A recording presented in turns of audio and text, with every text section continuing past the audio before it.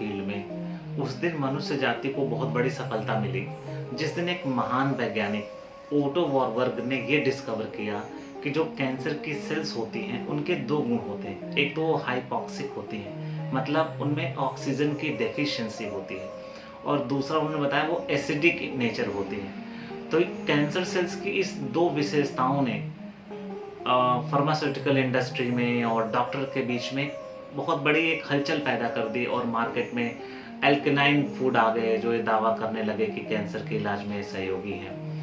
बहुत सारी कंपनीज ने ऐसे पानी बनाने शुरू कर दिए जिसमें ऑक्सीजन की मात्रा उन्होंने बढ़ा दी, और वो ये दावा करने लगे कि किस प्रकार से ऑक्सीजन की मात्रा बढ़ा करके आप कैंसर से लड़ सकते हो। और बहुत सारे तरीके मार्केट में आए जो कैंसर से लड़ने के लिए लोगों ने इजाद किए, इन्हीं दो प्रिंसिपल पर आधारित। और ये जो वैज्ञानिक है जिनकी बात मैं आपसे कर रहा हूँ, कोई साधारण वैज्ञानिक नहीं थे।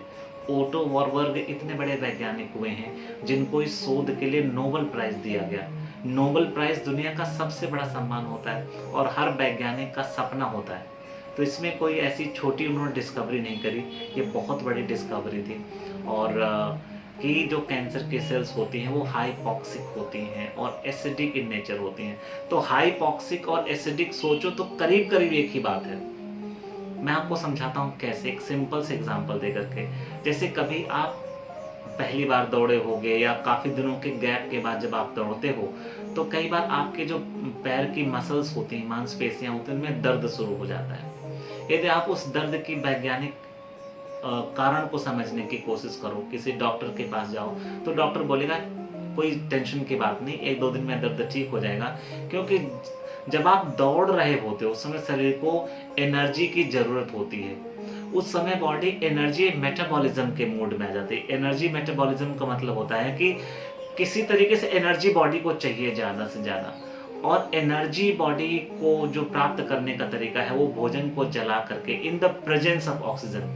जब ऑक्सीजन की प्रेजेंस में एनर्जी बॉडी गेन करती है तो बॉडी में कोई भी और नेगेटिव साइड इफेक्ट नहीं आते। लेकिन जब इन एरोबिक रेस्पिरेशन में ऐसी श्वसन की प्रक्रिया चल रही है जिसमें पर्याप्त ऑक्सीजन बॉडी को नहीं मिल पा रही है, और उस समय यदि बॉडी ने एनर्जी बनाने का काम शुरू कर दिया तो क्या होगा, उसका परिणाम कि बॉडी में लैक्टिक एसिड प्रोड्यूस हो जाएगा, और जब बॉडी में लैक्टिक एसिड प्रोड्यूस होगा तो वो पेन देगा। तो ऑक्सीजन की एब्सेंट में ऐसे ही बॉडी एसिडिक नेचर में हो जाती है। यदि आपके रक्त में कार्बन डाइऑक्साइड की मात्रा ज्यादा है तो आपका ब्लड एसिडिक इन नेचर है, समझ लो। और सच तो यह है कि यही कैंसर की प्रक्रिया है। जब शरीर की कोशिकाएं ऑक्सीजन की अनुपस्थिति में, ऑक्सीजन नहीं है, ऑक्सीजन की एब्सेंस में दूसरे तरीके से भोजन का निर्माण करती हैं अपने जीवित रहने के लिए, वहीं से कार्सिनोजेनेसिस, कैंसर की शुरुआत होती है। तो यदि हमारी बॉडी प्रॉपरली ऑक्सीजन से फ्लडेड हो, ऑक्सीजन से भरी हुई हो, तो ना तो रक्त हमारा एसिडिक होगा नेचर होगा, बल्कि एल्केलाइन नेचर में होगा, और ऑक्सीजन पर्याप्त मात्रा में शरीर में होगी। तो ये दोनों चीजें क्या करती हैं कि कैंसर को फैलने से बहुत रोकती हैं, कैंसर को होने भी नहीं देती हैं। अब बॉडी को हम कैसे ऑक्सीजनेट करें, ऑक्सीजन की मात्रा कैसे ज्यादा शरीर में लाएं, और किस प्रकार से अपनी बॉडी को एसिडिक से एल्केलाइन बनाएं। तो अभी मैं यहाँ पर सिर्फ प्राणायाम की चर्चा करूंगा। दूसरे वीडियो में मैं बताऊंगा किस तरीके से बॉडी का पीएच बैलेंस मेंटेन करते हैं, कैसे एसिडिक बॉडी को एल्केलाइन बॉडी बनाते हैं। यदि आपकी बॉडी एल्केलाइन एनवायरनमेंट मेंटेन कर रही है, एल्केलाइन एनवायरनमेंट को मेंटेन कर रही है, तो कभी भी आपको कैंसर नहीं होगा। इसलिए इस दुनिया में बहुत ऐसे डॉक्टर्स हुए जिन्होंने कंप्लीट कैंसर की थेरेपी को अपने एल्कलाइन प्रिंसिपल पे ही आधारित कर दिया कि यदि बॉडी एल्कलाइन इन नेचर है तो कैंसर नहीं होगा। इस चीज को आधार बना करके उन्होंने कुछ दवाएं बनाई और लोगों का इलाज करने लगे। ऐसा ये एक पक्षी है, वन डायमेंशनल एस्पेक्ट है। मैं लोगों को गुमराह करने की बात नहीं करता, मैं हमेशा समझाता हूँ कि हॉलिस्टिक अप्रोच होनी चाहिए। एक पक्ष है ये मतलब बीमारी का, लेकिन जरूरी नहीं कि सिर्फ एल्कलाइनिटी से ही किसी की बीमारी ठीक हो जाए। बहुत सारे और फैक्टर्स को भी दिमाग में रखना होता है कैंसर जैसी बीमारी से लड़ने के लिए। तो यदि आप 10-10 मिनट 2 प्राणायाम कर लो, एक कपालभाति प्राणायाम है, दूसरा अनुलोम विलोम प्राणायाम है।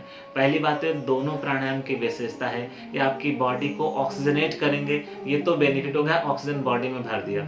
दूसरा, कार्बन डाइऑक्साइड को बॉडी से बाहर निकालेंगे, तो आपका ब्लड जो एसिडिक इन नेचर है वो एल्कलाइन हो जाएगा।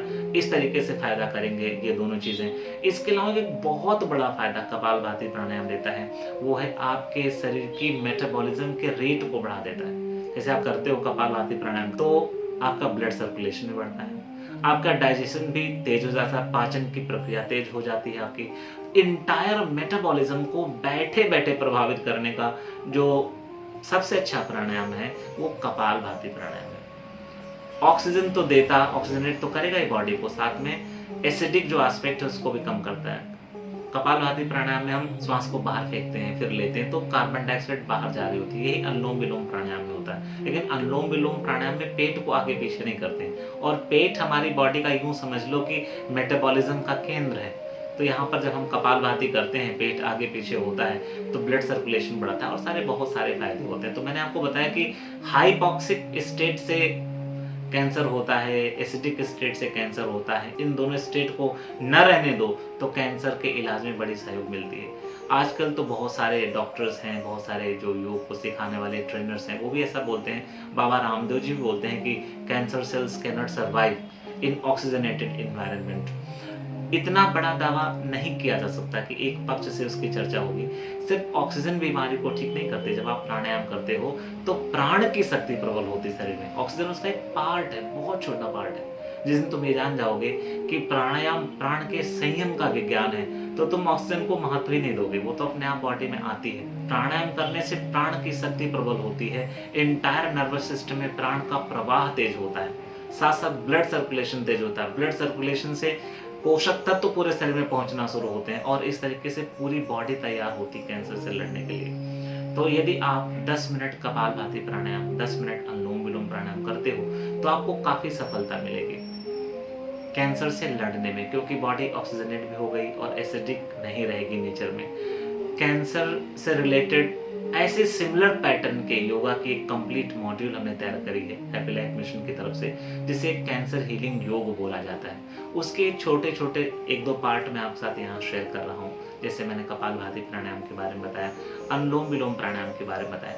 इससे भी बहुत ऊपर के प्राणायाम, बहुत ऊपर के, जो आपकी कल्पना शक्ति से परे होंगे, ऐसे प्राणायाम जो न हठ योग प्रदीपिका में है, न जो घैरण्य संहिता में है, न जो शिव संहिता में है, न जो अष्टांग योग में है। ऐसे प्राणायाम जो हिमालय की सिद्ध परंपराओं में करे जाते हैं, ऐसे भी बहुत सारे प्राणायाम हैं जो कम करके ज्यादा परिणाम देते हैं। तो उन प्राणायामों को भी हम उसमें सिखाते हैं जो हाईली पावरफुल इन नेचर है, जो हीलिंग में बहुत क्विक रिजल्ट देते हैं। तो आपको यहाँ पर क्या करना है, 10 मिनट कम से कम कपालभाति करना है, 10 मिनट अनुलोम विलोम करना है।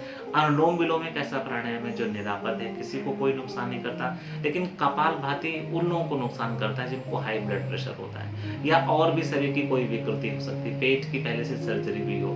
इसलिए हमेशा कोई भी योग का गुरु ये बोलता है कि सुपरविजन में करो, सुपरविजन में करो।